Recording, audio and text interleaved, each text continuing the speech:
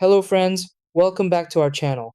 If you've recently got a consumer cellular home phone base or are thinking about using one, you might be wondering how it actually works. At first, it looks like a simple box you plug your home phone into, but behind the scenes, it's doing something very different from traditional landlines. Instead of using physical phone lines, it connects through a cellular network, turning your regular home phone into a wireless communication device. That's why there's no need for wall jacks or complicated wiring. For many users, this can feel a bit confusing at first, especially when setting it up or understanding how calls are handled.